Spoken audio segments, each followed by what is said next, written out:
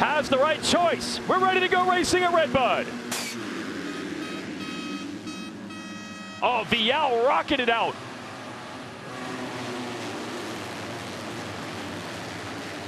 But one of the Kawasaki's up the inside. Masterpool. Masterpool the 29. And now Hymas coming back on the 48 in red, but it's Vial is 16 in the lead. Oh, that was an unreal pass by the number 48 of Chance Hymas. He slid the rear end to the side, was able to dart up, make the move on Ty Masterpool early. We got a lot of the contenders up there.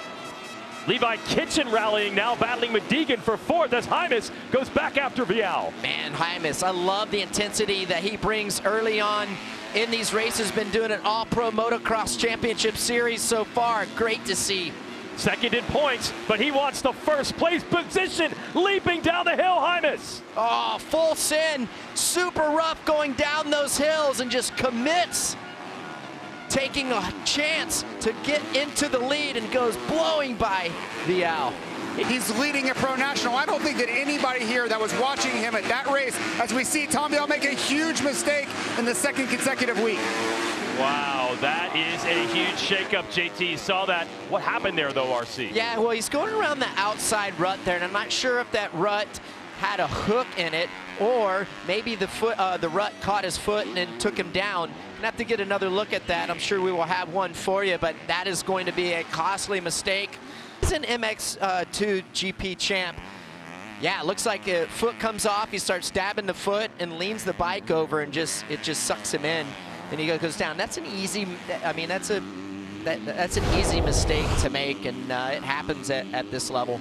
Slowly getting better, having some good motos, and putting in some good qualifying times as well. So once you start getting, another rider down on that downhill. Yeah, that's Jordan Smith. We talked about it. These downhills are going to get really, really rough with the braking bumps. Other than that, top Watch right. Smith here. Everything's good. Oh, he collides. No. He came into the back of Joey Savacci, one of the riders of the Triumph. Yeah. Two lines come together. Looked like Jordan Smith was maybe trying to angle to get to the outside. Lead, Deegan closing from third. Here it comes. Oh no, he can't do it. Not quite. I'm telling you right now, I feel like if the 29 at Ty Masterpool could get by. He might have it right here, and there's no room for Hymas. Masterpool to the lead. Fans going crazy. Great racing down the stretch. Man, Hymas making him work for it.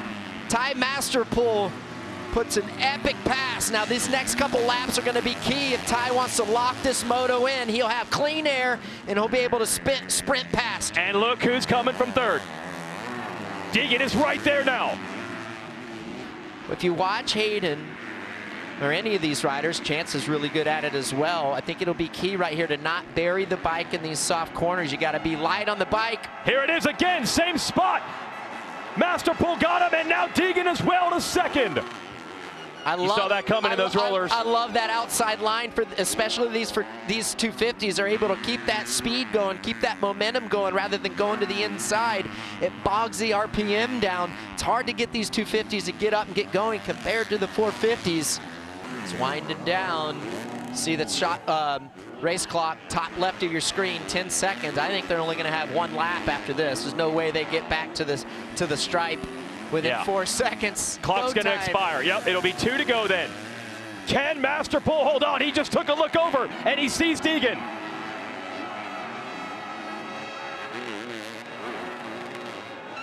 This is so good. You talk about full send. One of those things that Deegan has, an attribute to his style, where he is just going to absolutely go for it. And you listen to him on the podium when he's in these positions, he says, dude, I'm just going to send it, watch it. He's probably going to be getting wild, feet off the foot pegs, hanging it out, but that's what makes him so special. From Larocco's leap, Deegan applying all sorts of pressure. Oh, these ruts are so deep, it slowed the boat. Deegan is right on his wheel, side by side. Deegan gonna go up the inside, try to make the move, but he's got to position himself to get a good run out of this corner. Does he go to the inside to make the move? It's gonna be tough. Into the rollers. Can Deegan do it? It's a drag race through the sand. Deegan off the back of the bike. Master pull, a half a bike length. 1 turn to go. Here it is. Master pull holds on. What a finish. Phenomenal effort by Ty Masterpool as well as Hayden Deegan going down straight to the stripe. Wow. Gonna be fun to watch that all day long. You see Deegan and Vial second and third in the results. Hymas, Shimoda through traffic for 5th. Kitchen back to 6th. Ooh, Cochran a good run. Solid ride. Yeah, 7th for the rookie. We are ready to race for 30 minutes and 2 laps here at RedBud.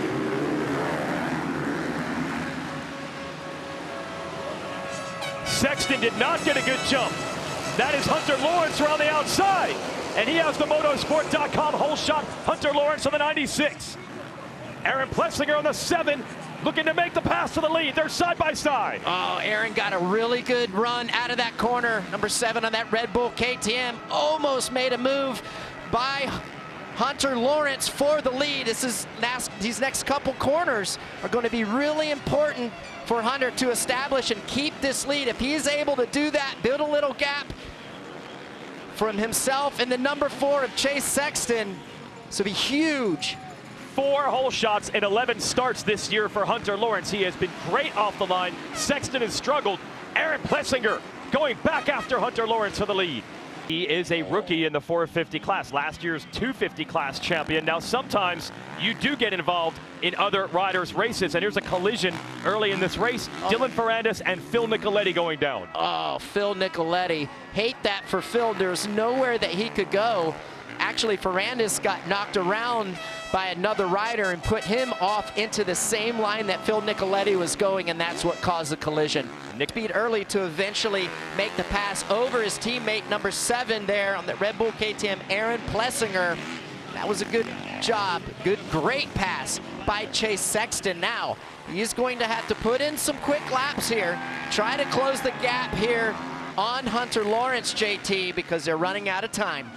Well, there was so much talk this week and wondering how would these riders respond to the absence of Jet Lawrence. And for Chase Sexton, he's doing exactly what I thought he should do, which is gain an air of confidence, gain an air of calm, with the understanding that he now could be considered the best rider in the class. And yes, thank you, Will. He has been on the podium in all but 1 moto this year where he finished 4th. That is incredible consistency for his first year. And that's a big adjustment to the bigger motorcycle. Well, it is. It's a huge adjustment. I mean, imagine, you know, college football versus NFL. Speed, size, things happen different. Yes, Hunter is older than his brother and older than Chase Sexton, but that doesn't matter. These bikes are different. They race different. They react different. And I don't think age means as much as it does just not having race experience on these bikes at this level. There's a whole bunch of lap traffic at the top of the screen. It's Lawrence in red on the 96, and then Sexton. Lawrence going to try to get around this lap rider on the inside. Listen to this crowd, because Sexton is closed back in.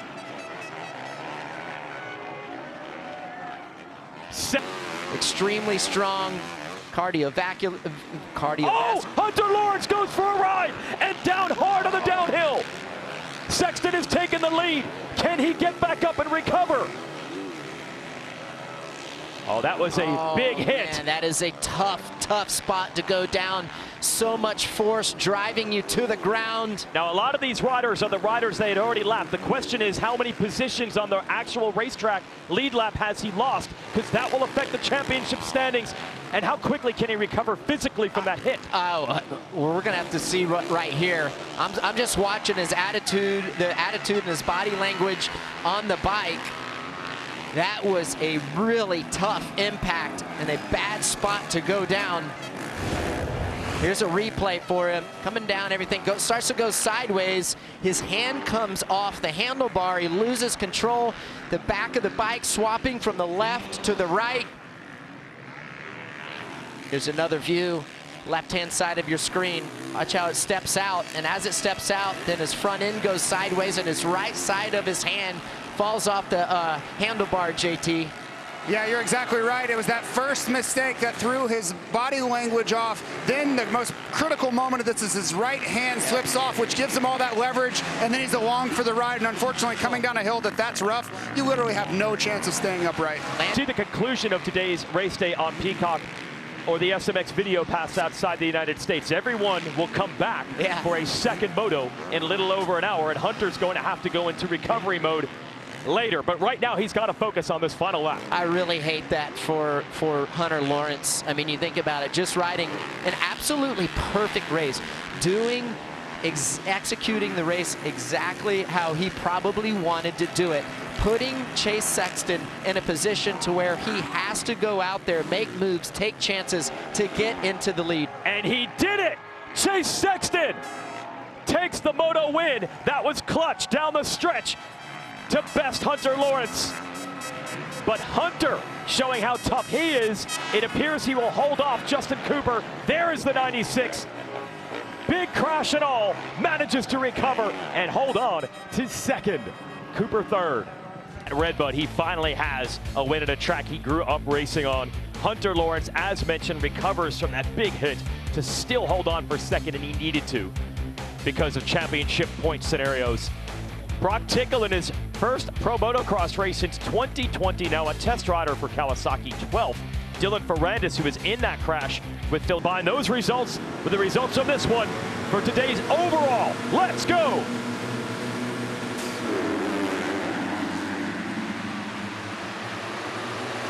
Not a good start for Masterpool. Oh, is it Hymas? I think it is. Yeah, one of the Hondas out front. Yes, it's Hymas again. The 34 of Ryder DeFrancisco is there. 47 Levi Kitchen. Third hole shot for Hymas this year. These Hondas, both classes, have been great off the gate. Hymas could not turn the early lead into a moto win the first time. What about now? I like that start by the number 47, a Levi Kitchen. Talked to Jason Thomas earlier before the race, but he makes a mistake as soon as I say that. Needs to just ramp up the intensity. Joe Shimoda slipping up to third. Oh, yeah. And now there's Masterpool. Oh, Masterpool is getting jammed up between all these guys up the inside right there. But Deegan is even further back. Deegan 13th, Masterpool 7th. Hymas, Vial around the outside of Bennick. Too far wide. Oh, Bennick swung wide to block and to defend Vial. Wasn't able to do it. Vial crosses back. He sees Deegan, looks over. Oh, Deegan almost went down. What a save. Goes up into the grass. I don't think he cut the markers right there. What happened there? Well, he went to, went to accelerate to get on the very inside, and as he did that, looked like the front end started to lose grip a little bit, and then it hooked back up, and it went up, threw his weight forward. Here's another look. Looked like he's gonna swing out wide and cut back underneath Tom. Watch what happens. Leans the bike over, starts to push the front end, and then he accelerates the rear, and it starts to come around. That was a really good save. Masterpool now challenging his teammate Kitchen to try to get to third. He was 7th early in the moto, so he's making quick passes. All right, I thought Deegan was about to make the move on Swole. Looks like he's about to. Here it is. Oh, those lines come together. Where did Deegan find room? We saw a pass like that from Masterpool earlier. Deegan, a huge scrub over the hammer triple, and he's got the pass. Hammer time. Talked about it. He does some good work here late in the race. Has got 10 minutes plus, what, 2 laps to go? And Hymas is looking at a penalty from Moto 1. It affects his championship points and the purse money he'll earn today. It does not impact the actual overall result. So the 4th in Moto 1 will hold, and that's why the 4-1 will be enough for him to win the overall if he can hang on to the end. But Shimoda's digging. If Shimoda gets around Hymas, I think Masterpool would still get the overall win. Final half a lap. That's Joe's line right here. Oh, that lapper's in the way, though. Hymas, good job getting over the back of that tabletop and pulling away a bit now. He really muscled that bike there. He's digging deep, RC. You're about to see somebody win their first ever Pro Motocross race. And that graphic there in the lower left, that's the overall today. Who will win RedBud? It could be Hymas. Incredible ride, good starts, having exceptional beginning of the race rides where he's able to build that gap and just really maintain from that point. Shimoda made a run. Is it too late now? Sand rollers coming up. Oh! Is Joe trying there? He was trying. He's trying. Going for it, but that corner's got down to the base. This is it. Chance Hymas looking at a 4-1 to win RedBud. And that's if it stands. Masterpool's still out there. It would really take Vial to come across in fourth to clinch that. Wonder if he knows he won. That'd be tough math to figure out. That gives Hymas the overall win with 4-1 scores. Masterpool 1 point back, Shimoda third, Deegan fifth overall. That's 6 is Deegan's worst moto finish since Bud's Creek last year. Last time today at RedBud, revs are up. Gates down.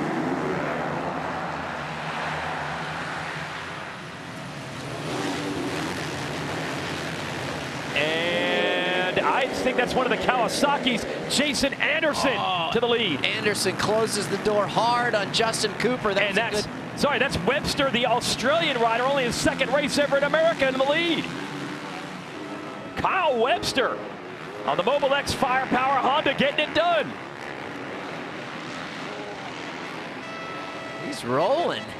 Got Justin Cooper with a good start. Obviously, we'll be watching for Sexton and Lawrence. Oh, it's Malcolm Stewart up to third now, and Anderson looking to take the lead from Webster. Oh, Anderson tries to get up on Webster on the inside right there. I'm not sure if he missed the inside, but little contact made.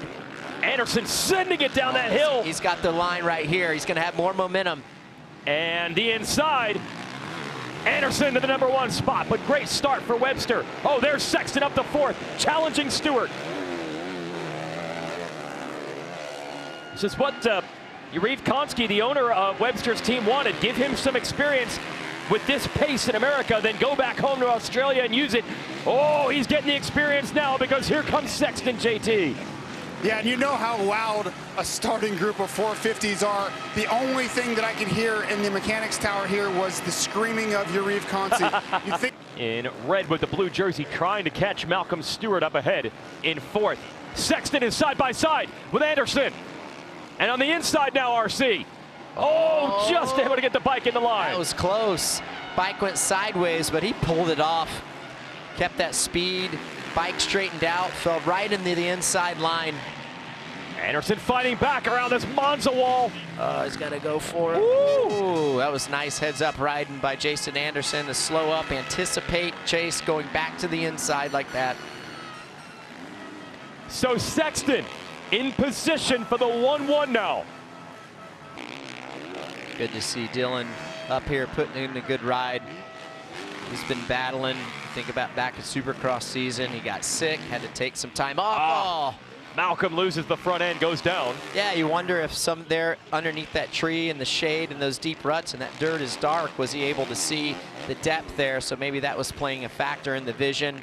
Oh, coming down that hill is getting rough. We've been talking about it all day long. Look at acclaimed Hunter Lawrence at first moto. And the track is about as bad as it's going to get right here. And never a shortage of battles in Pro Motocross. He gets up, loses one spot. Now Garrett Marchbanks all over him.